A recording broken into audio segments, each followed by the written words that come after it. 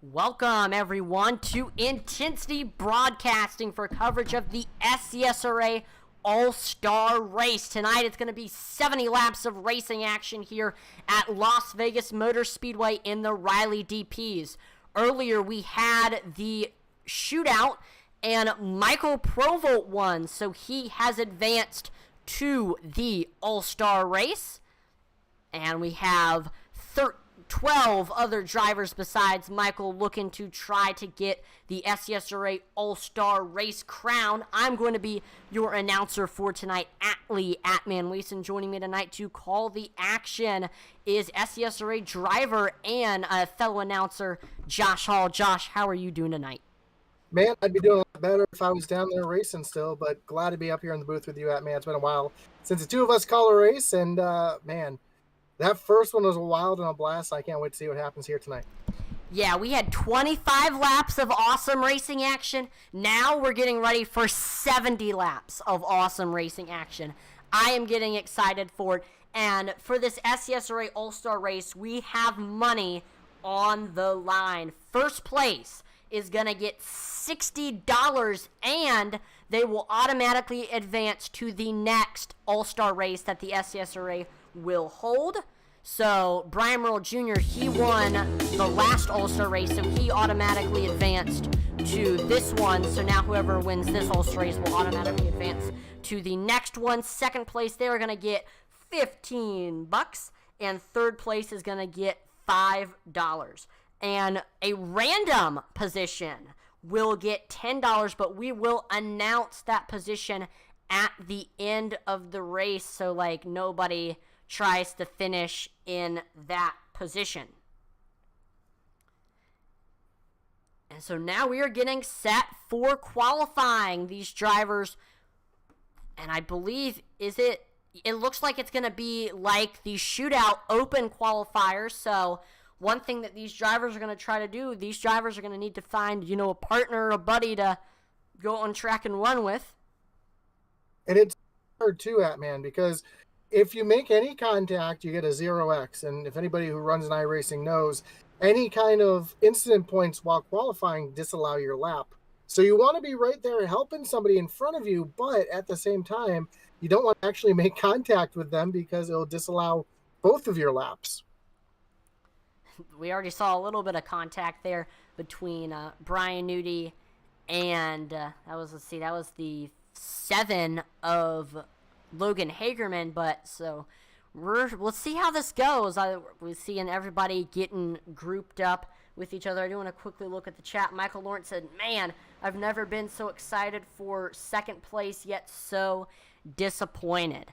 I mean, that was a great finish, and I know Michael, he walked away with $20, but he did not make the feature. But we're still happy that you're joining us to watch the racing action here tonight.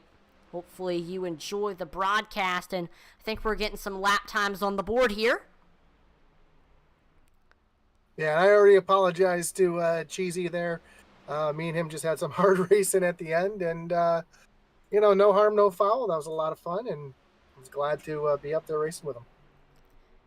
Speaking of racing, we see Brian Earl Jr. goes to the top of the board with a 30.84. Brian won the last All-Star Race that we had, which was Next Gens at Michigan, which is also super speedway racing. So Brian Earl Jr. is pretty good at these types of tracks, and I know Brian Earl Jr., he's gotten a couple other super speedway ones. I believe he won the SCSRA Truck Series race, the iOS Truck Series race at Talladega, the final one that was held at Talladega. So we know Brian Earl Jr., he's good at these super speedways, definitely going to be one to watch. But we see Will Witt, he goes up to the top of the board with a 30.81, which is now 300ths faster than Brian Earl Jr.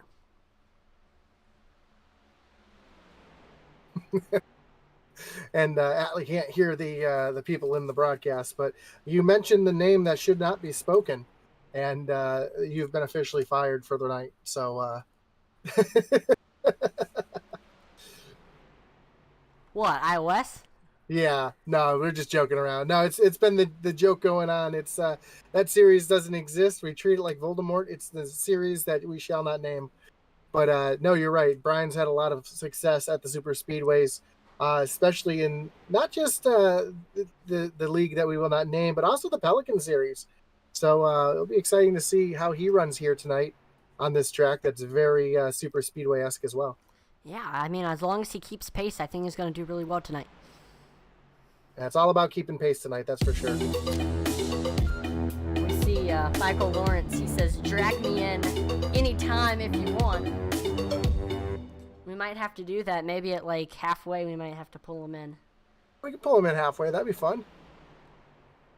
Speaking of pace, look at these guys, 4 wide in qualifying. That's gonna be for 70 laps here tonight. I'm getting so excited for this. I mean, the shootout was so awesome. It was great racing.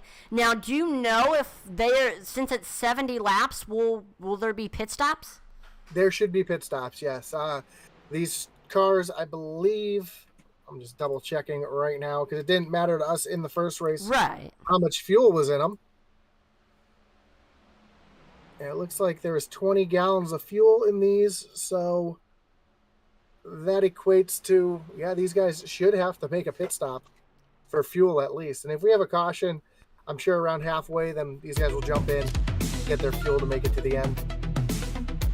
Which, as hard as these guys are driving right here in qualifying, I wouldn't be surprised to see that.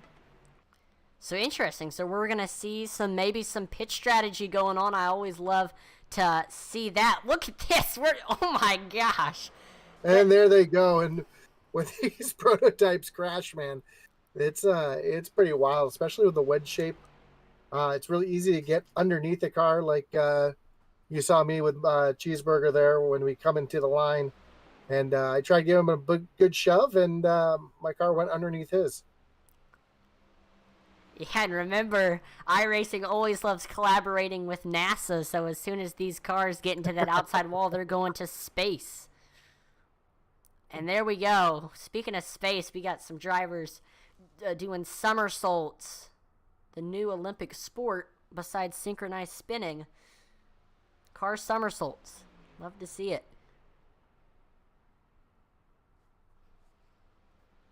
So here we go. Will Witt has taken the pole here at Las Vegas Motor Speedway. Still got 3 seconds before qualifying is finished. There it is. So yeah, Will has officially taken that pole. Good for Will. And here we go. We are now gridding for tonight's event. Let's take a look at the starting lineup. Starting on the pole with a 30.806. It's the YXU Racing 35 of Will Witt. Outside of him, it's Neon Racing's Devin Bucciano in the 68. Third is another Neon Racing driver, Brian Earl Jr. in the 74. Fourth is Intensity Broadcasting Zone, Joe Wright in the 82. And then rounding out your top 5, we've got the league owner, Brian Nudie, in that 40 machine. In the 6th spot, we'll find the 52 of Cody Moore with Eddie Morris. I'm sorry, Eddie Morris to his outside. And my scoring's messed up. So why don't you go ahead and finish that one out there, Atlee. All right, so we got Cameron Austin in the 77 starting 8th. 9th is 2 pedals, 1 clutches. Michael Provolt, he won the shootout. He'll be starting 9th. Logan Hagerman with Intensity Racing Team. He is going to be starting in 10th. 11th is the Maze Mafia's Kyle Mays in that 55. 12th will be YXU Racing's Colin Williams in the 17. And then last but not least, it's Brandon White in the 19. Austin Blaylock and Todd Mays, although it does say they are gridding, they are just in the session, they're just watching, so they are not actually going to be racing. So if you see their names on the board, they are not racing. And here's the challenge of these cars tonight here, Atlee, is those headlights. I'm sure everybody's seen those headlights flashing. As a driver, that is very distracting, having that in your mirror. So we'll see if that actually comes into play a little sportsmanship being played here tonight as well. Now here's a look at the weather We got a very, very cold track here tonight at 68 degrees Fahrenheit. It's 67 degrees Fahrenheit for air temperature, 27% humidity, clear skies. And it's also very windy, 10 miles per hour. And we are in Las Vegas, Nevada at the 1.5 Las Vegas Motor Speedway. We were actually just here in NASCAR a couple weeks ago, and it snowed, so hopefully it doesn't snow here tonight. Now, I don't think it's going to be cool enough to see snow tonight, but I'll tell you what, if it did, it wouldn't even matter because it's going to be so much heat on the track tonight with these guys battling it out here for these 70 laps. And we have a lot of great paint schemes on track here tonight. Definitely some of the cool ones. We got the neon cars. They definitely look awesome. We see Joe Wright running this Galaxy car. That's really cool. Let's see. He must have did that for you. I know. He said that he didn't have a paint scheme, so I guess he just must have found a Galaxy car. Yeah, there you go. That looks awesome. It reminds me of my car that I run in real life. That's awesome. Brian Nudi's got that Rusty Wallace throwback, which I love. Yeah, I know you're a Rusty Wallace fan, so we got that awesome Miller Genuine Draft car. And there's definitely a couple others, but we're actually getting ready to go green here for 70 laps. So here we go. Take one final deep breath because it's going to be hard to get a breath in with all this crazy action. And here we go. Green flag is out here at Las Vegas Motor Speedway. 70 laps of racing action is underway. And there we see Will Witt taking off. And we see already the lights are flashing as we head into 1 and 2. We see Devin Bucciano going down to the bottom. He is going to be pushing Will Witt. But though we see he goes back to the outside. He stayed behind Will Witt for just enough to get a good run, get some good momentum. And now we see Joe Wright. He gets to the back of that 68, trying to push him to the lead. There we see the third line looking pretty good as well. That's Cody Moore and Cameron Austin. Yeah, these cars you can really push on. I'm sure you saw it in the open as we see Bucciano take over the lead here. But you can get connected and you can stay connected, and it does not upset the car in front. So, as Will Witt's getting a huge run here, you'll see that big shove that he's about to give Bucciano as Joe's got some help there on the high side. Yeah, Joe's getting a good push from teammate Logan Hagerman, and then behind them, that's Colin Williams. We'll see if this outside can get a good run. We see Will Witt really bump drafting Devin Bucciano right now, and that's keeping that 68 out front. And we see some drivers, and so far the fastest lap time of the race is a 31.25 from Kyle Mays. He is currently hooked up with, that is the 17 of Colin Williams. Let's see if these two can work the whip to the front. Looks like they are getting in line with Joe Wright, Logan Hagerman, and that is Eddie Morris. A much milder start to this race than we saw in the shootout. Almost some contact there between Joe and Nudie. And it looks like they may have learned something in that first race. It's a long race, a lot longer than a 25-lap shootout, and everybody's kind of minding the manners right now. Yeah, I think for the first half of this race, I think we're going to see a lot of give and take. Drivers just not wanting to mess up their cars because it is a long race. So definitely going to see a lot of give and take. But after that halfway point, I think the action is going to really start to ramp up. And there we go. We see Will Witt taking it to the outside lane. Brian Earl Jr. is going to get up there to his Neon Racing teammate. Looks like Joe Wright, he is pushing Will Witt. Not much of a push, though, as there's probably about a car length between them. Yeah, and you got to be right up underneath that bumper. And I mean that underneath that bumper, like you see on the outside with Colin Williams and Kyle Mays. Yeah, there we see that third lane is actually getting a great run. We saw a lot of three-wide racing action in the shootout, three-wide for the lead, so definitely don't count that out. We see Proval is coming up on them. And there we go. We see Will Witt with a push from Joe Wright is able to get to the lead now, and he moves down to the bottom in front of Devin Bucciano. So now we see Joe Wright and Eddie Morris and Cameron Austin grouped up on that outside lane. And I'm kind of surprised to see Michael Proval not trying to mix it up here. He was fast in the shootout. He learned a lot, and I figured he would have been up there trying to battle for the lead. Speaking of the lead, we see Eddie Morris giving Joe Wright a great push, and Joe is able to get clear and looks like he is able to bring Eddie Morris with him. That is great teamwork right there between Joe Wright and Eddie Morris. They are able to get out front. It's going to be hard to get past these two. Yeah, there's two drivers that know how to drive a super speedway, know how to draft, know how to work with each other, and they're showing it right now. We see Will Witt taking peeks to the outside, and there we go. He fully goes to that outside now. It looks like Cameron Austin is coming to pick up that 35 machine. And I'm kind of surprised to see Brian Earl Jr. got out of that pack and fell all the way to the back of the field, and he's almost a second behind the field. He's in danger of losing the draft. I don't think he's lost it quite yet, but yeah, he's definitely in danger. Brian Earl Jr. was one of the drivers who I was expecting to be up there in the thick of it, battling for the lead, but he's just kind of hanging out in the back. I'm not sure why, but I mean, who knows that... Oh, what happened? Almost 3 wide, almost some contact there in the middle of the field, almost 4 wide. Oh, and speaking of Colin, yeah. Colin Williams around, hard into, is that Brian Nudie up in the air as well? We'll take a look at what happened here with the Wreckage Rewind. It looks like we saw some fast drivers get involved in that one, but here we go. Looks like Colin Williams crashed. Logan Hagerman crashed. All right, here's a look at what happened. We'll do it one time in slow motion, one time in real time. So there we see Colin Williams is running on the outside. He's got teammate Brian Nudie behind him. It looks as though we see Nudie's dragging the brake a little bit. We see those brake lights turning on. And then here comes the 77 of Cameron Austin. Looks like he comes up the track into the 17 of Colin Williams. We see Colin getting some airtime, and there we see Brian Nudie getting some airtime. Didn't do a full-on flip, but he got pretty close to having a flip happen. Right now, here's a look at what happened in real time. Yeah, you just see that little bit of contact there. Sends Colin up the track, and those guys out there just nowhere to go. We do see cars coming down onto pit road.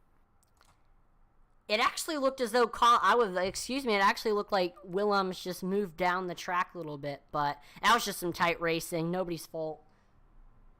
So Kevin Kinder in the chat says, tell me about the headlights flashing, and Mr. Hall, I thought you had that race one. Oh, well, I thought I had that race one too. I was trying to do everything I could. Unfortunately, just wrong place at the wrong time. The headlight flashing, though, that's just really nothing more than a nuisance. It's a little gamesmanship these guys can play. They do it in real life, too. And they can just flash the headlights whenever they want. So that's what they're doing, just to annoy the driver in front of them. Flash those headlights in the mirror and just to be obnoxious, really. But it can, if you have the mirror, you can actually, it can distract you just a little bit seeing that in the mirror. So off of pit road, we see Joe Wright wins the race off pit road. Then it's Eddie Morris. Then it's Devin Bucciano. Then it's Michael Proval. Then it's Brian Earl Jr. So still 1-2 is Joe and Eddie. Definitely did well on pit road. So yeah, there we see Eddie flashing those lights. So there's a button that allows you to do that? Yeah, you can set a button on your wheel or on your keyboard or however you have your button box set to flash those buttons. I have it set as my bottom right button on my wheel. And it's just a, excuse me, what it's really for is if you're running a multi-class race. So if you're running prototypes with GT cars and you're coming up on a GT car, you can flash those lights to tell that GT car that you're faster, you're coming, get out of my way. But here, it's nothing more than let's annoy the person in front of us. Gotcha. Well, that is interesting. I did not know that. I was in the shootout. I was seeing drivers flashing their lights. I'm like, how are they doing that? I didn't know if maybe when it was hitting the chip, it was doing that, but nope. It's just a button you can set, and like I said, it's really helpful. Like if you're in the 24 Hours of Daytona, and you've got 4 different classes out on track running 4 different speeds, you want to have those headlights flashing to let that car in front of you know, hey, I'm faster, I'm coming, get out of my way. And that's really all it's there for. And the reason why those top 5 were able to get off of pit road so much quicker, they took fuel only. Cameron Austin on back took tires. Interesting. Well, so we will see if those tires pay off. I don't know how much of a difference they are going to make, but we will see. We see Sheldon Gurin on Facebook says, yeah. I don't know what that means. Yep. And these guys do have unlimited sets of tires tonight, so they can put on as many sets as they want. So I don't think tire wear is going to make that much of a difference, but we'll see here on this restart. You never know. Maybe as those tires wear, the car might get tighter and tighter and tighter. You know, I felt like the car stayed pretty balanced the whole race long, but we'll see. This is a much longer race as Joe gets off. Let's see if he starts in first gear or second gear here. Oh no, we're seeing a wreck on the restart. That's going to bring out the caution, I presume. See if the caution comes out. I'm not even sure what happened there.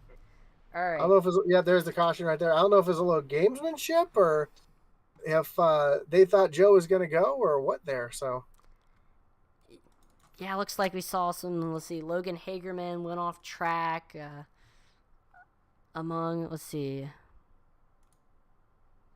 All right. I believe this is where it was at.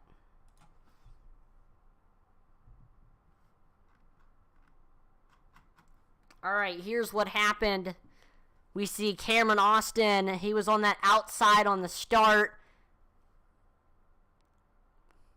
And we see 95 of Provolt slams on the brakes, and Austin stays in the gas, and he just runs right into the back of the 95, and then it just creates this domino effect. Kyle Mays gets into the 77, and then they all go spinning into the grass. Logan Hagerman's in the grass. I believe that's Cody Moore in the grass.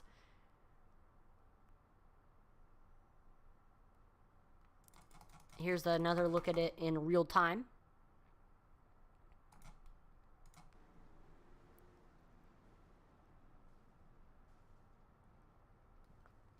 So we did not even turn a lap. We didn't even get past the line before we saw another wreck. Here's Joe Wright heading through turns 1 and 2 onto the front stretch, trying to catch the pace car. Oh. Looks like he was carrying too much speed. He flies way past the pace car.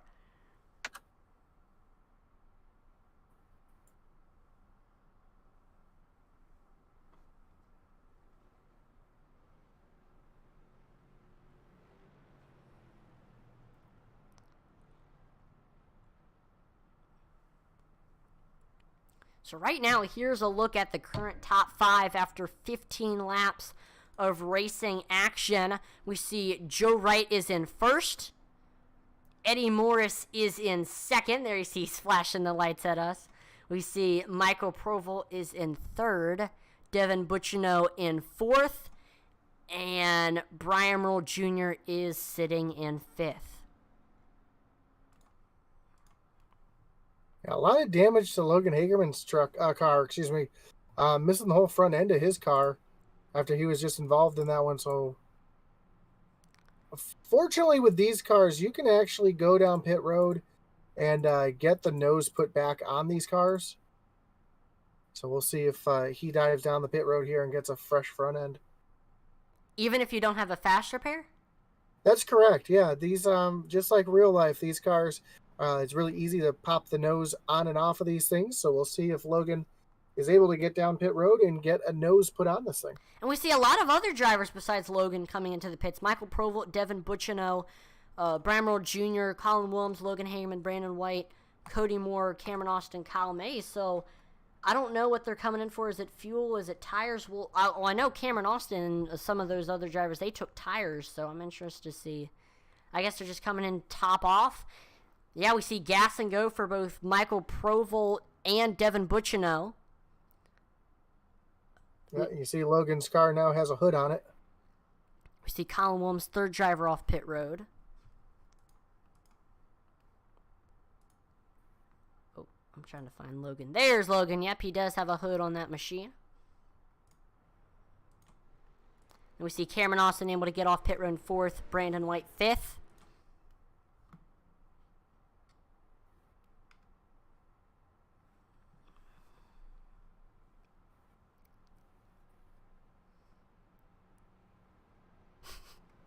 I still find the headlights flashing hilarious. I just see it right. I'm seeing Eddie Morris, Brandon White just flashed it on and off. I didn't know what he meant, but now I understand. In one of the chats, Brian Nudie said, "Atlee, make sure to put a disclaimer about seizure warnings before the broadcast." I didn't get the joke. I didn't understand why. Now I completely understand why. And I can definitely see how I would get extremely annoyed if I was the car up front and the person behind me was just constantly flashing their lights.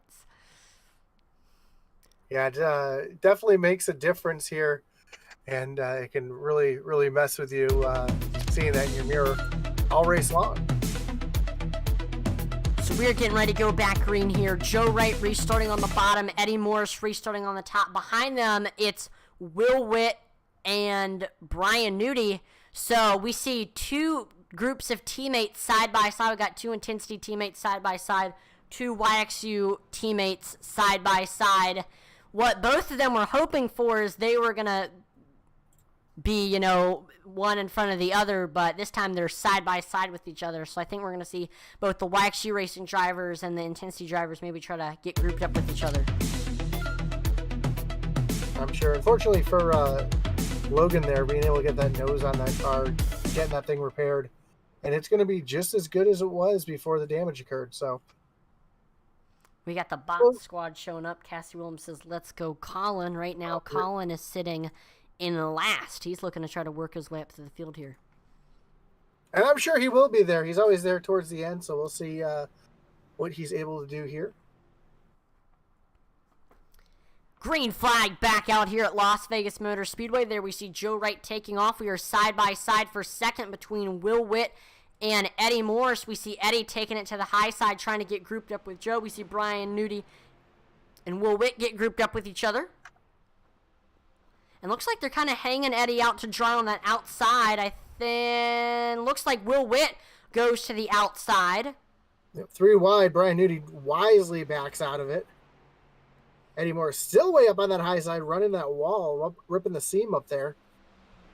Here comes Brandon White into the mix as well. We haven't really talked about him much tonight. Now he's working his way up to the front. Here's Cameron Austin. Looks like he is sucking up to the 68 of Devin Bucciano.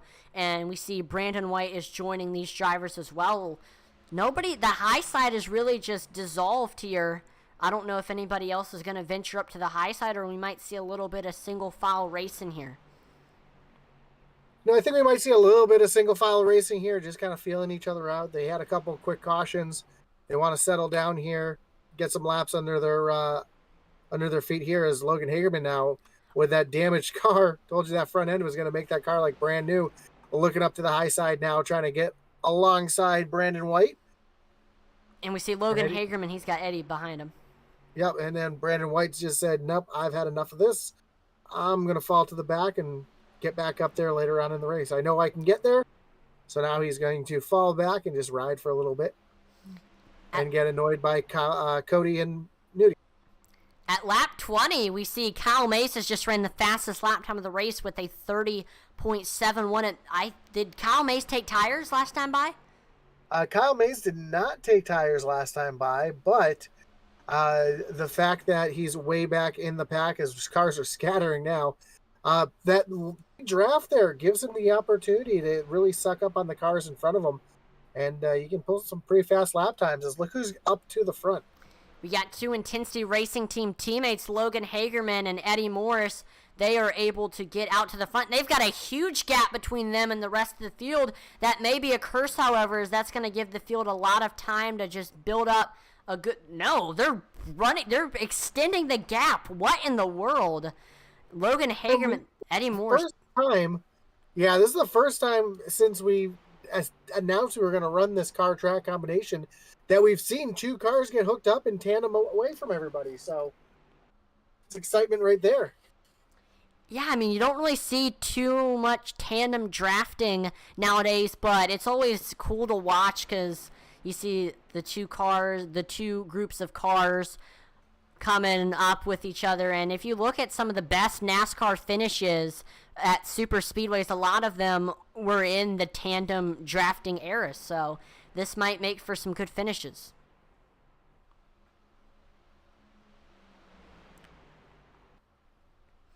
Oh, we see Joe Wright, Devin Bucciano getting a great run on that outside. I think they're going to be able to get by Logan and Eddie. Yep, Joe is able to get clear of Logan. I think he's going to try to bring Devin with him if he can. Well, yeah, the Truck Series champion pushing Joe right up. Now he's going to try to look to the inside, and 2 New York drivers now, as Joe is able to tuck back down in line, and now Brian Nudie and Brandon White working that high side. Yeah, like you said, 2 New Yorkers. Devin, he's from Plattsburgh, New York. Joe from Rochester. So I don't know if that means anything since they're both from New York, but I know that New York power got him up front. We see on that outside, Eddie, Logan back hooked up with each other. They're trying to get a good run on that outside. And I think here at this portion of the race, I think we're going to see teammates, venture in to try to find each other. I know we're going to see the YXG racing drivers get grouped up with each other, the Neon guys. For sure. Right now, though, Eddie Morris and Logan Hagerman got that big push working there up on the high side. And yeah, and they're able to get side by side with Joe and Devin. I think Logan might be able to get clear. Can he? Let's see. Looks like he's going to wait for Eddie to push him right on by. And Eddie now trying to get clear. Eddie is clear. They're going to duck down to the bottom here into 1. No, they're staying on that outside. And I mean, that might be the fastest lane right now, so that's why they're not going down. It might cost them, though. We see Colin Williams and that's Will Witt, both of them going down below Eddie and Logan. So that's going to prevent them from getting... And then we see Logan Hagerman leaving Eddie out to dry. Oh, there we go. He goes back up. And now looks like all 3 Intensity Racing Team drivers, Eddie Morris and Logan Hagerman and Joe Wright, all hooked up with each other now. And that high lane felt fast. That felt like there's a lot of grip. Oh, Brandon White almost pushed up into the side of Logan Hagerman. But that high lane seemed really fast, and it seemed like it had a lot of grip out there. And I think these guys are just discovering that's there. There we see Will Witt trying to take it to the high side. He has Brandon White behind him. And now Colin Williams is leading on the bottom. He has Devin Bucciano behind him. Oh, 3 wide racing. Here comes Hagerman and Morris, but Colin Williams right there. Oh, big contact. I heard that from up here. And Logan Hagerman pushing his fellow countryman up on that 3rd lane. Yep, we see 3 cars, Eddie, Logan, and Colin all up on that high side. We see 3 different distinct lines going on right now. We got the bottom, the middle, and the top. Which one is going to be successful? That is the question. We see the middle getting a great run. Brandon giving Will Witt a great push, and they are all able to get clear of Devin Bucciano. We see Joe Wright takes it to the outside. He's going to go up there with Colin and Logan.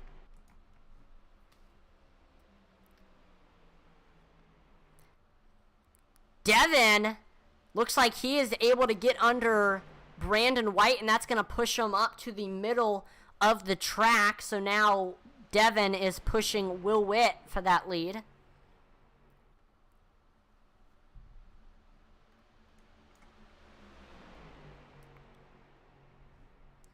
Logan Hagerman gets behind Brandon White, and they all kind of merge together, except for Joe Wright. He gets under Logan Hagerman, and he is now pushing Brandon White.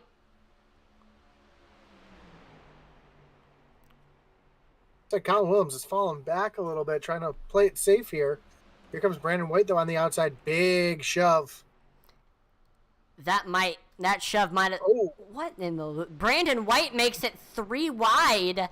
That might have just cost him the lead right there. And now we see Joe Wright is getting a great run. He's getting a great push from his teammate Logan Hagerman.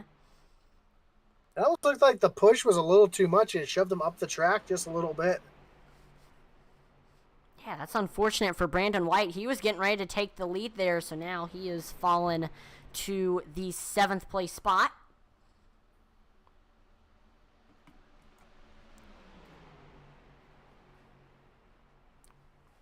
And already a ton of lead changes in this race. There's got to be, what, about 20 lead changes so far? As here we go, another one. As Logan Hagerman looking down to the bottom of Joe Wright. Will Witt trying to follow right along as well. Yep, there we go. We see we see Brandon White almost got to the outside wall there, but we see Logan Hagerman getting a good push from Will Witt. That is going to get him to the lead now.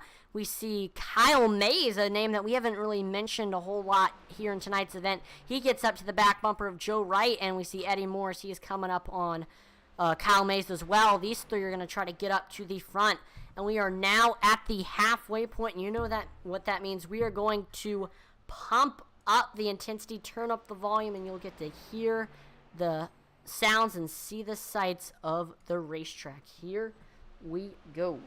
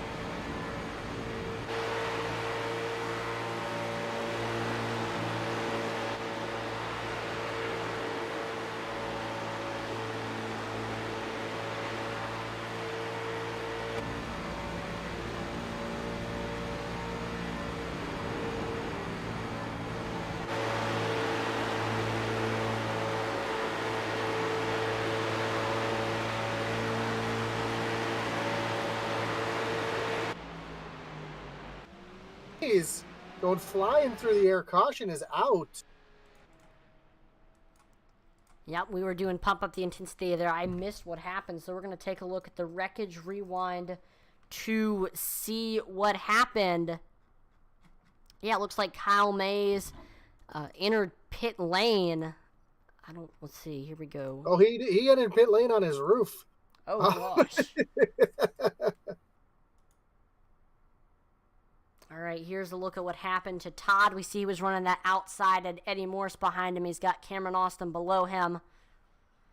And this is coming off of turn number 4. That is the worst netcode I have ever seen. That didn't look like netcode. That looked like he was coming down the track and turned right to avoid the contact, and it just ripped the car back to the right. If you probably go on board with him, you might see his hands snap to the right there. Trying to keep off that 77. It doesn't. On my screen, it didn't look like they made contact.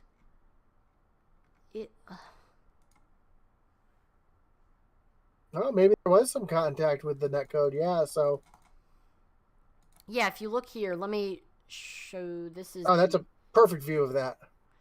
Yeah, look, so. Yeah, no contact at all between these two. That was just a really bad case of netcode right there.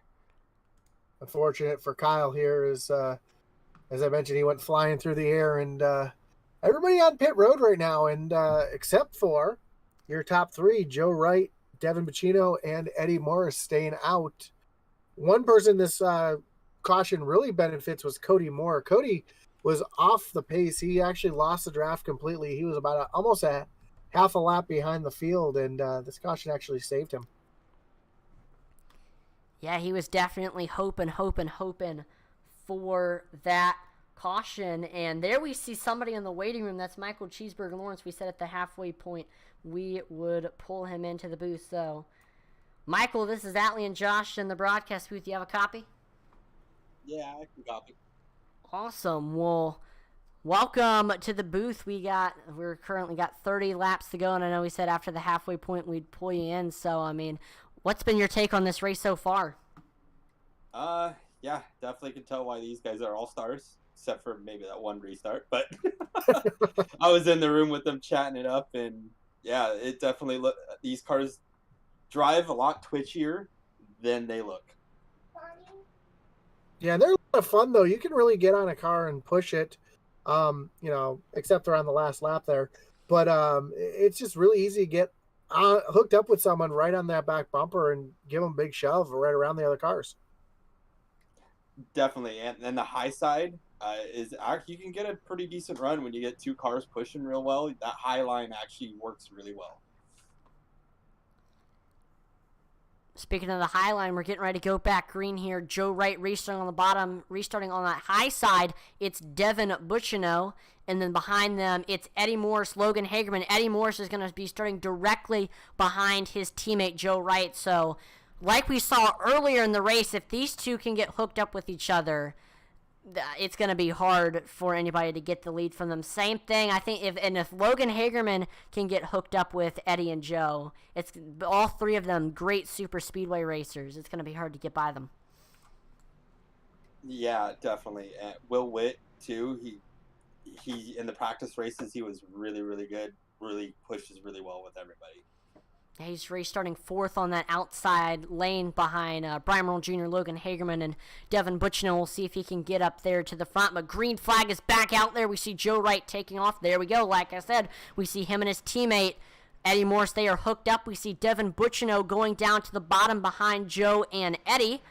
And right now the high side has kind of dissolved at the moment. But here it comes. We see Logan Hagerman has gotten hooked up with his co-host on the Logan and Cody show, Cody Moore. Here they come on that outside lane. Yeah, much better restart than we saw earlier. And Cody Moore, the savior of that last caution, being almost a lap down, and now he's running up right up there in the mix, trying to push his boy Logan up to the front. Yeah, looks like they're making a little bit of ground, and there we see Devin Bucciano going to that outside to help Logan and Cody. Looks like I don't think he's gonna help him. I think Logan is gonna go right around him on the high side, and that's exactly what we're seeing here. So yeah, that's unfortunate for Devin. He just got left out the dry there. He's gonna fall in line behind Brandon White.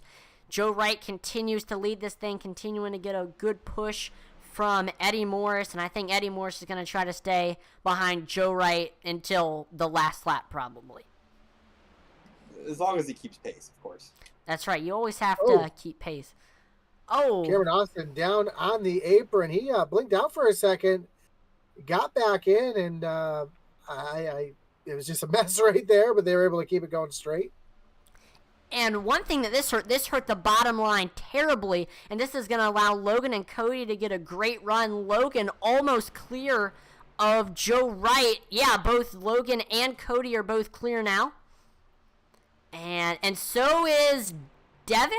Yeah, Logan, Cody, and look, Devin, he's able to get to the bottom, and he is going to leave Logan and Cody on that outside, except for it looks like Logan once again is able to get clear. And here comes the bottom. We see Joe, and this is crazy. We see a lot of moving around, very, very dicey right now on track. We see once again Logan and Cody are able to get out front. Yeah, Joe almost got turned by Eddie there about a lap ago, but they're able to keep it going. And I'm gonna bring up my buzzword from super speedway racing, and that's energy. And right now, that energy is just going left, right, forward, back. It's going everywhere. There's not one line that's really being dominant right now. And right now it looks like that energy is going to be coming from the top line with Joe and Eddie. Yep, we see Joe and Eddie both go to that high side. Will anybody else go up there with them? That is the question. I don't know. We see most of the drivers hanging out on that bottom lane right now. Got 25 laps to go. I think right now it is go time. If you were holding back, if you were kind of laying back, waiting for things to happen, you got to stop. You got to start working your way up to the field, because if you continue to lay back, it might just be too late. Speaking of laying back, we got 3 cars in the back of the field, Colin Williams, Brian Nudie, Kyle Mays. They're about 2 seconds back behind the pack, just trying to play it safe right now. So we'll Can't see forget about see if Proby, that though. plays out in their favor or not. Can't forget about Provolt though. He's back there, and wow, I stumbled over my words. Anyway, he was really good in that shootout, and I'm just proud of him to get that win. He's a lot better than it looks. Yeah, Provault just looked to the high side. Now he's going to look down underneath Devin Bacino, trying to take over that 5th position. And Bacino stuck there on the outside with no help. Yeah, we actually see, oh, here comes the reinforcements. We see Joe Wright and Eddie Morris both going to that outside lane, giving Devin Bacino a push, but they're falling way back. And if that top lane can get hooked up and start moving forward, I would not be surprised to see Brandon White jump up there and try to steal the draft from those two. Yeah, and same thing with maybe Cameron Austin as well. We might see that 4th car move up as well, but that's normally the strategy when you see that outside train start getting a great run. You make your way up there and take advantage of that momentum, but right now it seems as though the outside lane doesn't have too much energy. No, right now it just seems like it's the Logan and Cody show up front. Yep. No. Oh, we see Brandon maybe trying to take a look to the outside. Nope, he's just gonna. So I think right now. Oh, we do see a lone driver on the outside. That's Brian Merle Jr. in the 74. We see Brandon White goes to the outside. Cameron Austin, Michael Provolt, a lot of drivers going to the outside, trying to disrupt the Logan and Cody show. Smart move by Joe Wright and Eddie Morris there, tucking down to the bottom, trying to use that draft to bring themselves back up towards the front. Every time Brandon White pulls out to the high side, that allows Will Witt to kind of pull up on the Logan and Cody up there, and we'll see if that bottom lane starts moving. Yeah, we'll see what happens here. A few drivers going up to that outside. It looks like Joe Wright and Eddie both going up there. Let's see if anybody else goes up there to join them. Maybe Brandon White, maybe Cameron Austin. We'll see. But 19 to go at the stripe here. It's definitely going to heat up from here. I can feel it. I'm sure we'll have at least one more caution and the way that these guys are driving. And even though they only had one reset, we have already seen from Logan Hagerman being able to have that front end replaced really makes a difference. And he's out there leading. Yeah, I didn't know that these you could just go in and get only the front end replaced, but it definitely seems to be making the difference for some drivers who don't have any other damage on the car except for from that nose. So if we do see another caution and some drivers get their front ends torn up, I think we're going to see a lot of drivers take advantage of that so their race isn't too lost. Here comes Joe and Eddie up on that high side. Ooh, Cody with a bad push on Logan. That's going to spread out that bottom lane. Here comes Joe and Eddie up on the high side. They just need one more car. If they get one more car up there, I think those two could easily get themselves up to the front. Speaking of one more car, it looks like Provolt is up there. He's trying to catch them, but right now there's still a big gap between Eddie and Provolt. And we see another driver takes a look up there. That's let's see, that's Brian Merle Jr. Both Neon Racing cars look very similar, so I'm trying to tell the difference between the two. For sure. I don't know if Provolt might have a little bit of damage on the side of his car, too. If he's got a damaged side pod or a drive plane on the side there, that could really slow down these cars. I've also heard from the guys that when they're in this bigger pack, they're hitting the chip much quicker and sooner because there's just so many more cars to help bring that speed up. Interesting. And for those that don't understand what that means, hitting the chip is these cars have a rev limiter. That way the engine doesn't rev too high. And if it gets up above there, it'll actually kill the throttle and slow down the engine. So anybody who is hitting that chip is going to decrease their speed. Yeah, you don't really want to do that, but it's really going to happen here in this pack racing. You just don't want to have it happen for too long. The key is to just have it hit the chip as little as possible, so it doesn't decrease as much speed. Yeah, the best thing you can do is once you start hitting that chip is actually roll off half throttle, and you'll still be able to get pushed and have some speed, but it's not going to kill your momentum as much. Kevin Kinder says, are they hooked up or driving very close? Yes. Uh, Just about. oh, some contact between Joe and Cody there, and some tight racing up at the front. These guys are the action is starting to pick up here. So we have just 14 laps to go. But yeah, to answer your question, Kevin, a lot of these drivers are hooked up and they're also running very, very close to each other. So it's a little bit of both from what you said.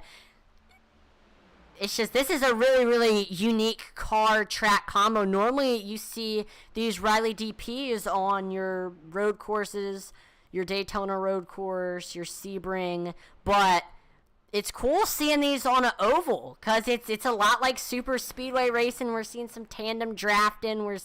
It's just, I love this racing. This has been a great race so far, and I think the action is really going to ramp up here with 10 laps to go.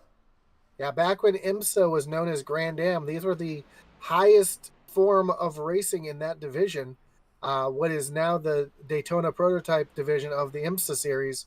And usually, like you said, you'd see these running the ovals or the road courses. These cars have a lot of downforce and they have a lot of grip. And you're seeing why these cars are able to do just that because of all that downforce and grip they have. Yeah, you can pretty much hold it wide open on the apron. It's just not as fast. I actually tried that in practice a couple of times, cutting the turns 3 and 4 and turns 1 and 2 like the dog leg at Phoenix. And you could do it for about a lap or two, and then you just killed your tires off. But it was an option, and hoping to get that done. Yeah, and we might see, like you said, it kills tires after 2 laps. So maybe for the final 2 laps, you might want to try to do that. You never know. We might see some drivers venture down onto that apron. And a couple drivers in trouble right now. Brian Nudie, Colin Williams, Kyle Mays. They are just coming off of turn at number 2 as these drivers are approaching the start-finish line. So they are half a lap behind. And if they need to stop driving 3 wide, because that's just slowing everybody down and allowing the leaders to just catch them quicker. They need to just be 1, 2, 3, all bump drafting with each other so that they can catch the leaders. Sadly, it's a pride thing. I don't think any of them wants to finish last. Up front, though, starting to heat up again as that high lane. Will Witts joined Eddie Morris and Joseph Wright up on that high side.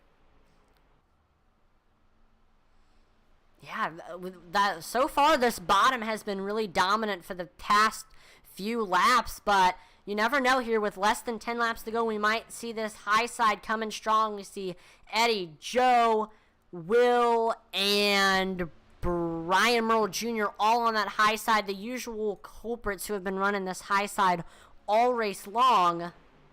We'll see what happens. Can they get up there? And it's so completely different than what we saw in the first race. Cheeseburger, I mean, I feel like we were just kind of running wherever we wanted, and there was no real clear advantage. Who had the advantage, the high side, the low side? And right now we're seeing just the opposite. Yeah, I mean, we ran side by side the first, 10 laps, side by side, nose to tail, and I finally got clear of everybody.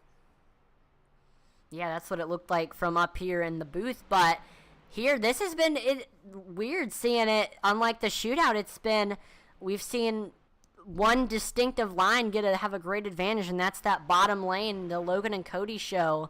And we see Brandon White, Cameron Austin, all of them have been running nose to tail for quite some time, and that's just been helping that bottom lane. Ooh, hard contact. So Cody was just pushing on Logan in the corner of the car. Instead of being square on the bumper, he was actually a little bit off to the left, and that got that 7 really, really squirrely and out of shape, and I thought they were going to go spinning down the backstretch, but he was able to hold on to it. So we'll watch as the laps wind down. These pushes are going to get harder and harder, and it could spell disaster for one driver. And if that group on the top side gets a little too far back, I can see Brandon jumping up there and trying to get a run. I'm surprised Brandon hasn't jumped up there yet trying to get a run on that high side. If they can get more cars up on that high side, then it would supersede as many cars around the bottom.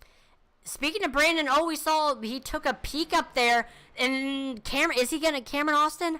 No, we see both Brandon and Cameron multiple times have taken peeks up there, but they are standing. There we go. So finally, we see Brandon White, Cameron Austin going to that outside lane. And while that was happening, all these cars behind were actually just 3 wide and bouncing off each other. And, man, we got 5 to go. Yep, this race has been going by pretty quickly. And look at this. We see Cody Moore take a look down low under Logan Hagerman, making it 3 wide. He's ditching his partner that he had been running with for quite some time. We are 3 wide for this lead. We see that's Devin Buccino behind Logan Hagerman. And now we see Devin take a look down low under Hagerman, making it 3 wide once again. Joe's going to try and make it 4 wide. Wrecking! Big wreck! Up on his roof. That's Logan Hagerman up on his roof. He's flipping. Caution is out. I don't believe it. That's going to set up a green-white checker. That was wild right there. And Logan's car does not look good. But the big break, Brian Nudie, definitely. Brian Nudie and Colin Williams and Kyle Mays, all of them happy to see that caution come out. I mean, I took it from 8th to 2nd on the last lap, so it's anybody's game. So here we see Cody Moore was running on that bottom. Take a look down low under Will Witt. And here he's coming up. Oh, so that happened on the outside. I'm looking at the wrong cars.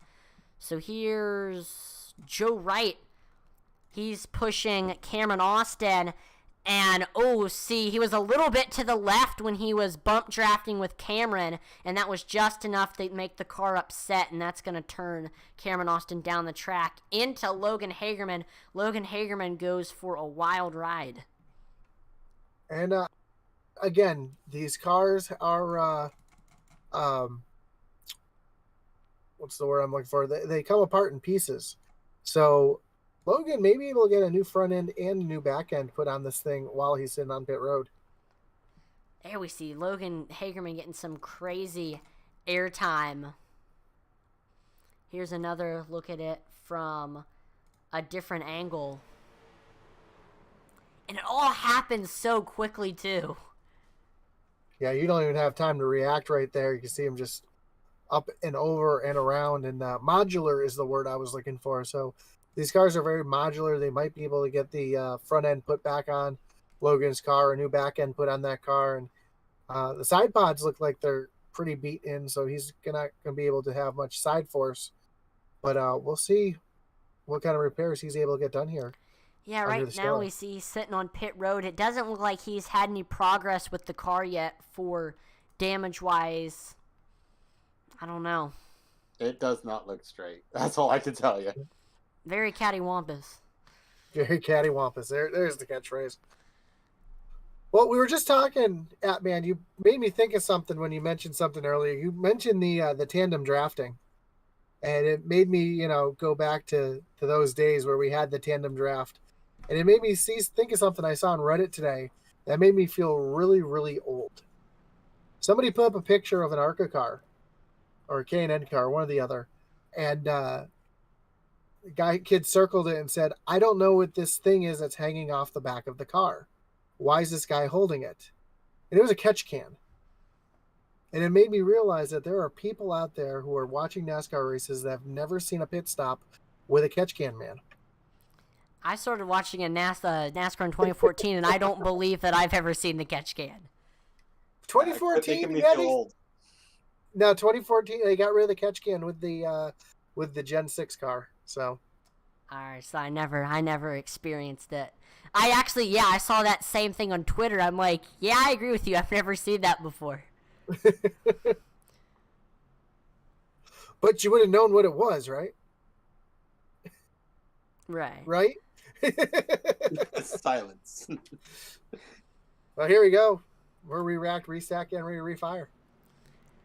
All right, pace car is in. Getting ready to go back green here. Brandon on the bottom, Devin on the top. Green, white, checkered, green flag is back out here at Las Vegas Motor Speedway. There we see Brandon White taking off. He's got Joe right behind him. There's about a car length between Devin and then the next person. We see that's Brian Nudie and Will Witt. They're hooked up at what? Oh, now they're not. They've kind of separated from each other. There we see Joe Wright taking it to the outside. And he's got Devin behind him, Cody behind him. We're three wide right now. Will Witt giving the big shove to Pacino. Cody Moore giving a big shove to Joe right here. White flag will be in the air. If caution comes out, that's going to end the race. There we see right now Joe Wright has the nose as we head to 1 and 2, getting a great push from Cody Moore. But Eddie Morris and Brandon White on the bottom still running strong. Brandon White, he right now is clear. We see Colin Williams getting on the apron. Trying to get the stick down there. It's nothing. Joe Wright gets turned. Joe's up into the wall. They're more wrecking. Eddie Morris. Off the court. Here's Eddie Morris on the high side. Can he win it? It's going to be a photo finish. They wreck. And Brandon White is going to win the SCSRA All Star Race. Eddie Morris crosses the line in second. Colin Williams finishes third. One car finishing the race on the roof. Hey, at least he finished. Yeah, a lot of other drivers can't say the same thing. A lot of drivers weren't able to cross the line. Here's another look at what happened here. Yeah, Cameron Austin came across the line on his roof. We see Eddie Morris crosses the line backwards, and barely, we see Colin Williams barely getting by Brian Earl Jr. for third. Wow, what a crazy finish. Fun. So Brandon White has now won $60, and this win will lock him into the next SCSRA All Star Race. There we see Brandon White burning it down in that Kool-Aid machine. I do want to shout out the other winners. Eddie Morris finishes second. He gets $15. Colin Williams finishes third. He gets $5. In our random draw position, I'm now announcing it. The random draw position was 12th. And Kyle Mays will win $10 for finishing in that 12th place position. So congratulations for Todd. Although he didn't get a top 3, he finished 12th and he got $10. Kyle, not Todd. Oh, my bad. Kyle. One of the Mays brothers. One of them. Well, not brothers, sorry. The Mays Mafia. There you go. And now looks like we have our third place finisher, Colin Williams, in the booth. Let's go ahead and pull him in. Colin, this is Atlee, Josh, and Cheeseburger in the booth. You got a copy? Hey, I got you guys. How are you? Doing pretty good up here in the booth, and looks like you were doing pretty good on track. I know you started in that 12th place spot, one spot away from the back, and we really didn't say your name too much. You were kind of hanging around mid to the back of the pack. At one point, you, Brian Nudie, and Kyle Mays lost the draft, and it was looking like y'all's race were done. And then we saw that caution flag come out, and that saved you, Nudie's, and Kyle's race. And eventually, you know, you were fighting strong there at the end. And then we saw all that craziness happen, and you were able to get to that 4th place spot. And then Brian Earl Jr., Eddie Morris got into each other. And Merle Jr., he was sideways as he crossed the line, and you were able to zip by him just in time on that outside, and you were straight, and you were able to get that 3rd place spot. So, I mean, what was your take on tonight's event? Yeah, it was a fun race overall. Yeah, I didn't get a very good run in qualifying, and then just kind of riding around with everybody. Got wrecked in that first wreck, so I didn't have a fast repair, so I just wanted to be more conservative throughout the rest of the race. So just hanging out towards the back of the pack. I think Nudie underestimated my level of pettiness. I told him if he flashed his lights at me anymore, I was going to brake check him. He called the bluff, but it wasn't a bluff. So I brake checked us all the way out of the draft. So we were riding around half a lap down for the latter half of that run. But yeah, lucky to get the yellow and be able to throw it back up and mix it up with these guys again. That last lap area on the inside there and going into turn 3, I got forced down to the apron, tried to make it stick. but had to lift to come back up. But yeah, there was more wrecking in front of me. I was able to navigate through. So yeah, it was a good race, fun. Well, you kind of stole the words out of my mouth because I was going to say for qualifying, you were way off pace. Through most of the race, you were on and off pace, lost a lot of pace in the middle of the race. Like you said, got off pace by brake checking Nudie, but found the pace there at the end. And man, just a great job coming home in second. Were you expecting that wild run, them trying to find the pace down on the apron there at the end? I tried to set the apron pace, but I didn't run it in qualifying, so I had no idea what it was, right? So it was tricky for sure. I'd just like to say good job for third. Thanks, Cheeseburger. Now, before I let you go, is there any, pace or sponsors or shout-outs you'd like to thank? Yeah, I got to shout out my wife, as always. I can hear her laughing in the other room, listening to the interview here. But no, I want to thank everybody in this league, Nudie, you guys up in the booth, everybody. I could go and list everybody's name, but it would take too much time. But yeah, literally everybody. I love running with this group every week. I'm excited to get this new season up and running in a few weeks here, and hopefully be competitive again. And if you don't mind me asking, you just won $60. Do you know what you're going to spend it on? Is that 60 Canadian or 60 American? I don't know. He came home third, so I think that's 60 Canadian. 60 Canadian. Oh, no, Yeah. I mean $5. My bad. So that's like 60 Canadian. Yes, that is 60 Canadian. Yeah, good. Yeah, no. Yeah, I might retire now. We'll see. No, but no, like I said, I had a blast. $5. Really happy to take that home. I want it in a big cardboard check, so make sure Nudie gets that for me. I mean, that's half the entry fee in the next season. There you go. I heard it'll be written in duct tape. Yeah, I wouldn't expect any less from Nudie. So Yeah, I just expect this big comically large check showing up on your doorstep. But yeah, I welcome it. again, congratulations on the third place finish, Colin. Have a great rest of your night. All right, thanks, guys. You too. All right, let's now pull in the second place finisher from Sevierville, Tennessee. It's the 8 of Eddie Morris. Eddie, this is Josh, Atlee, and Cheeseburger in the booth. You got a copy? Hey, what's up, guys?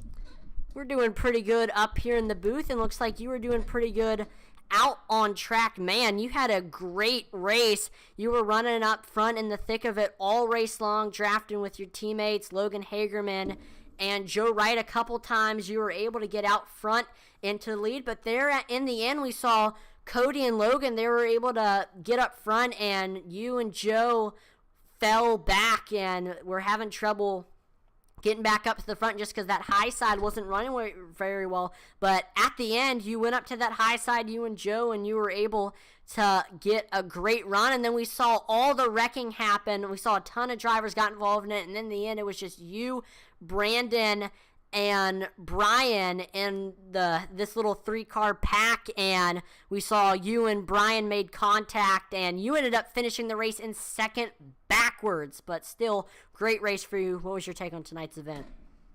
Yeah, man, I just pushed up a little bit in the corner there, I think, and because we were just going so fast and everybody was locked together, and I came up and it looked like Joe came down a little bit, and we kind of met in the middle there, and I hate it for him. We were working pretty good together the whole race, and man, that last little stint, we were trying to get the outside working, and I don't know, somebody put the brakes on it or something because it just wasn't working. And then we got that caution and bunched everybody back up, and it was a fun race, man. Like, those things are insane. Yeah, they're in the shootout, and I had the pleasure of running in that one. Like you said, trying to get that high line. It seemed like you guys were a lot more single file or two wide as opposed to we were in the All-Star or the shootout there. Did it just seem like neither lane really could get anything going all night, or was it just a little bit of people trying to ride it out because it was such a long race? I think there was a few of them that were riding it out. I knew from the practice races and stuff that we done that I could push pretty well, and about the first half of the race, we had that outside cooking, and like I said, I don't know the end of it there. It was like somebody put the brakes on. It's like the inside line figured it out or something, and we weren't able to utilize the high side like we were earlier in the race. And Well, before we let you go, Eddie, is there any sponsors or shout-outs you'd like to thank for your second place? Intensity Broadcasting, man, the best broadcasters in the business. Shout out to Morris Customs. I was lazy, didn't make a paint scheme for tonight, so I just found one. My guys at Coctagon Camping, everybody that puts this race on, it was a blast. Looking forward to some more. Look forward to racing with you. Yeah, buddy. And also, I asked the same thing to Colin. You won $15 US. Do you know what you're going to spend it on? Oh, man. I don't know. I'm rich now. I know. Hey, you might want to get can- 27 cars. You can Hey. retire now. I might holler at Dylan and have him fire up the old randomizer. We'll see what we'll spend it on.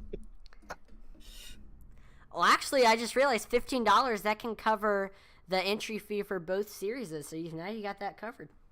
There we That's a go. good point. We're in there. Well, again, congratulations on second place, Eddie. Have a great rest of your night. Appreciate it, guys. And now let's pull in your winner from Eureka, California. It's the 19 of Brandon White.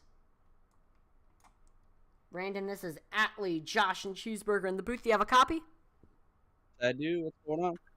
Doing pretty good up here in the booth. And wow, what a roller coaster of a race for you. I know you started in the back and you stayed kind of in mid to back of the pack for the first half of the race, and then in the waning portions of the race you were able to get to that third place spot running behind Logan and Cody. And I know you and Cameron every so often were taking peeks to that outside, but that bottom lane just had it figured out. But in the final two laps, we saw you and Cameron take it to the outside, and then on that final lap we saw a big wreck, wiped out a lot of the field, and coming into 3 and 4 it was just you, Brian, and Eddie, and then we saw Eddie and Brian got into each other, and that ended up allowing you to be the one car in that pack, and you crossed the line in first. I mean, what a great race. How does it feel to win the SCSRA All Star Race? It feels good. I can't thank Cameron enough for helping me or pushing me up to the front. And if it wasn't for that late move to go to the outside, and then the leaders got together a little bit to blow him down, if it wasn't for that, I probably wouldn't be in first place. But like I said, I can't thank him enough. And the race was definitely a roller coaster. I didn't want to be up in the front, so I tried staying in the back. And these things get such a gnarly run. It's hard to not try to go to the front and try to have fun too at the same time. So, I just can't thank Cameron enough, and then everyone for keeping a clean race for most of the race. It was a lot of fun. Yeah, All Brandon. I know is I lost a lot of money taking the under. Yeah, yeah. For Everyone you was last wondering race. when I was gonna leave. That's funny. Brandon, yeah, Josh. I don't know if you watched any of the shootout race to kind of see what the racing was going to be like tonight. Did you catch any of the shootout, and did that help you at all coming into this, or did you kind of have an idea of what the race was going to be like tonight? I watched it, and it was a good eye-opening little experience to watch, because you could see the amount of speed that you had from the draft, and it was just being cautious was also like mostly the way to go. And that definitely helped a lot, honestly. And I can't thank everybody for putting on a good show. So can we do this again?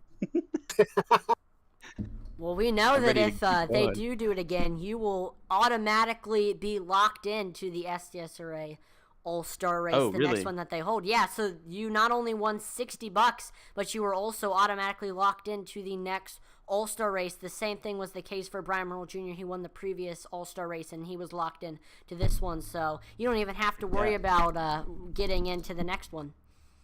Oh yeah, sweet. I'm excited. That's awesome. And also, he won the big prize, $60. I'm sure Nudie is going to try to send you a comically large check. Maybe you might see it showing up on your doorstep. I heard he was sending hang a it. real pennies to your house. Oh no. I'll count them. Chevy just won't kidding. handle it. Awesome. Thanks, guys. That was awesome. And before I let you go, Brandon, is there any sponsors or shout outs?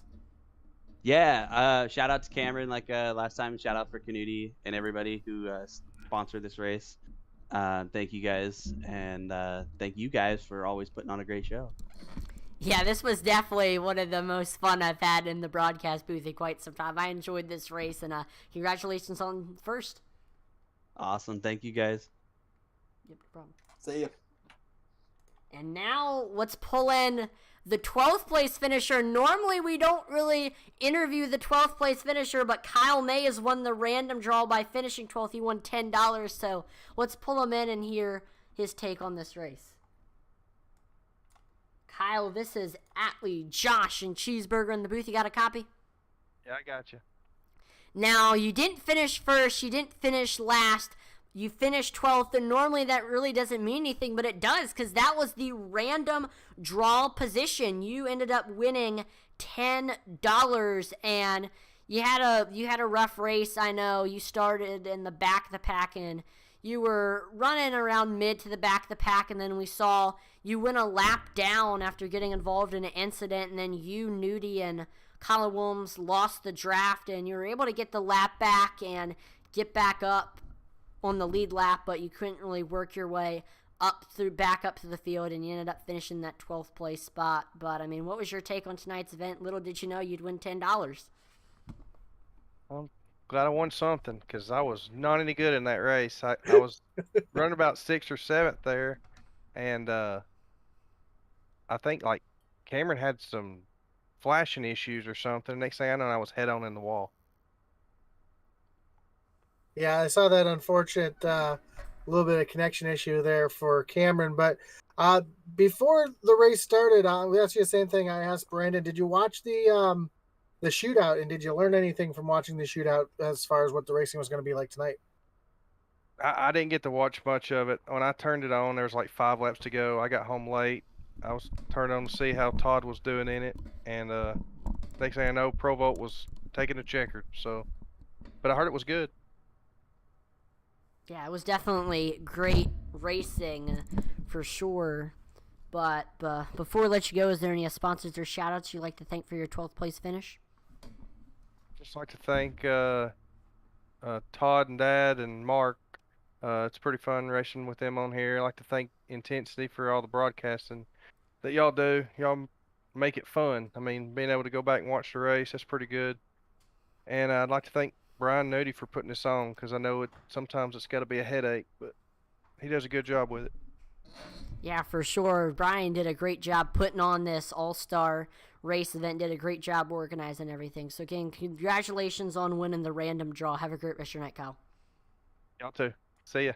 See you. See ya. And now last... Yeah, I guess I was going to say, we're going to interview Brian too? Yeah, we should pull him in. League owner Brian Nudie. Brian, this is Atlee, Josh, and Cheeseburger in the broadcast booth. You have a copy? I got you, buddy.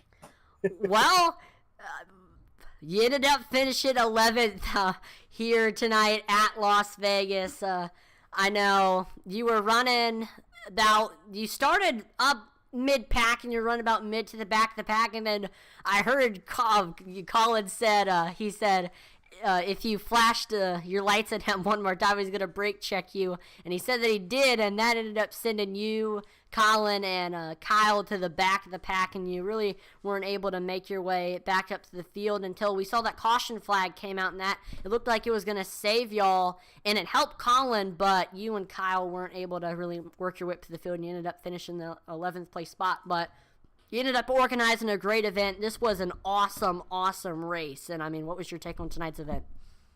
The race was a blast. Brandon did an awesome job. Being able to work his way up there, get the win. Definitely, I thought the shootout was great. Definitely Josh going backwards down the pit lane. Cheeseburger almost getting the win there, too. And then Provolt able to sneak through the win. That was just a great race all around.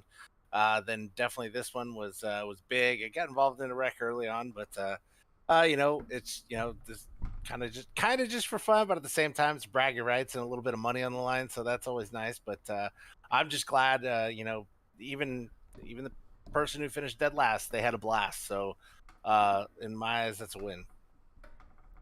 Yeah, for sure. I had a lot of fun in the shootout that first race. Thought I was going to qualify in, but just came up a little short. But Duty, from going off topic a little bit from the bottom of my heart, I want to say thank you for having such a great series. Both series have been a lot of fun to both call on Tuesday nights and racing on Wednesday nights. I'm really looking forward to not just next season, but what the future leads. After the mishmash group that we have from the league we will not name to what we have now is just been phenomenal. So, Nudie, hats off to you for everything you've accomplished. Yeah, thank you. I definitely got to thank you guys up in the booth. You guys do an awesome job. Allie on Wednesdays, you, Josh, on Tuesdays. You guys both do awesome.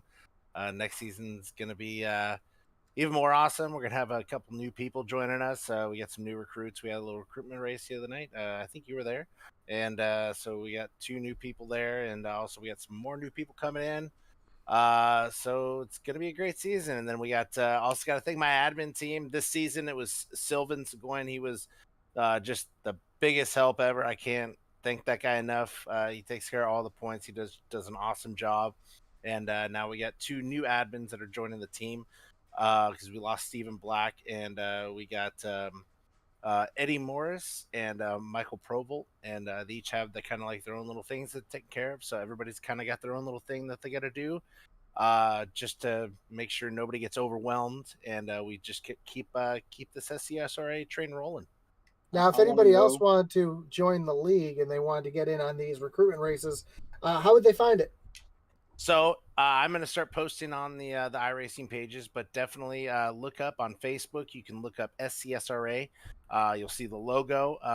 Go ahead and follow that page, and then you can send the admins PM, and then I'll personally contact you, and then we'll figure out time to do a little recruitment race and get some more people involved. Hey, ask the Goyen, where's the points? Yeah. Melvin, where are the points? And Also, I do want to let you know that I did tell Brandon White that you were going to be paying him his $60 in a wheelbarrow full of pennies. Perfect. So, 'cause that's actually what I was going to do. he read your mind. I was gonna say that you better give him a comically large check, at least the size of the race cars that we saw on track tonight. Yeah, I should do that. But yeah, again, thanks to you guys up in the booth. Awesome job. And just not just my teammates, but just everybody who runs in this league. It's awesome. It's awesome community. The memes and GIFs are starting to come back a little bit. Also got to give a shout out to Grandma Hagerman. Haven't talked to her in a while, so still looking forward to some cookies. And as always, my beautiful wife for letting me do this, and Gil's Dump Truck Service and Pizzeria, the fastest dump trucks in the Northwest. And for us with the Fox Super Bet, was the over or under hit for the number of F-bombs out of Junior tonight? The over-under was actually 15, but it was far under that, which was surprising. Wow. But I might have had him muted. I'm not sure. Considering you almost got 2 speeding tickets. Yeah. Well, again, congratulations, the 11th place finish. Thank you for all you do with this league, and have a great rest of your night, Brian. Yep, thank you. You guys have a good one. Yep, thank you. Well, that is going to do it for tonight's event with the SCSRA All Star Race. What a awesome race. I mean, final takes, guys? Man, I thought it was a great race. Both races were amazing. I mean, I only saw the first one out my windshield, but from what I heard from everybody so far, it was a fantastic race. The second race, again, just the actual All-Star race met every expectation that we could have, and I'm really looking forward to getting the season back underway and to getting into the next All-Star race. Definitely. I'd also like to thank Brian for setting everything up and getting everything going, because I mean, I hear a lot of what he's doing, and he's very helpful and awesome. And definitely going to thank the other admins as well, Sylvan and Michael and Eddie Morris, for all they do with the league. For what they do with the league, each of them, like Brian said, have their own respective jobs that they do. It makes the league run smoother. It makes the broadcast look better, and the points are always uploaded really quickly. And just everything with the SCSRA just runs really smoothly, and it's all because of the awesome admins. Definitely. And I also want to thank everyone who tuned in to watch this awesome event here tonight on Intensity Broadcasting. Make sure to like, follow, and subscribe to Intensity Broadcasting on Twitch, YouTube, and Facebook, as it would be greatly appreciated. We're trying to reach our goals of 2,500 followers on Facebook and 1,000 subscribers on YouTube. Make sure to visit our Twitter, Intensity Broad 1. We actually just dropped a poll today, so make sure to go respond to that. And also make sure to visit our web store, intensitybroadcasting.com. There you can find shirts, hats, mugs, mouse pads, stickers, posters from your favorite broadcaster and all the amazing leagues that we broadcast. Make sure to check out the SCSRA collection and go pick up an SCSRA shirt or some SCSRA stickers to slap on your race car or personal vehicle. Hey, I found out what to spend my $20 on. Yep, there's a bunch of awesome stuff on that store. Stickers. Yeah, stickers. I think the stickers are $5, so you can get 4 stickers to put on whatever you want to put them on. And again, just thank you for everyone to tuning in. I'm Atlee Atman-Weiss, and on behalf of the entire Intensity Broadcasting team, thank you so much for watching, and I will see you next time. Over and out.